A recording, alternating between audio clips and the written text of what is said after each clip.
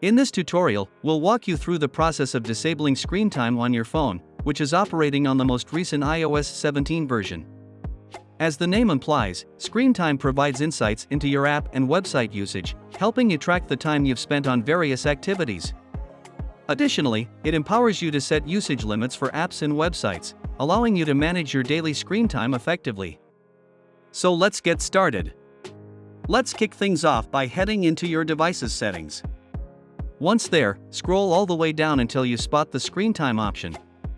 If you're using older software, you'll find the turn off feature at the bottom of the screen. For those with newer software, disabling screen time works a bit differently. If you tap on App and Website Activity and turn it on, you'll have access to your screen time data and all its features. However, with the iOS 17 software update and beyond, there's only an option to turn off App and Website Activity. To completely turn off screen time, you'll need to follow a few steps. First, turn off App and Website Activity. To completely turn off screen time, you'll need to follow a few steps. First, turn off App and Website Activity. Then, go through each menu individually and deactivate them. Apple now requires you to disable each option individually in the newer software when turning off screen time.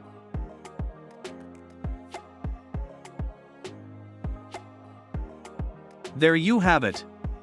That's how you turn off screen time on iOS 17. Remember, Apple has made it necessary to disable each option individually on older software, whereas with newer software, it's a bit more streamlined.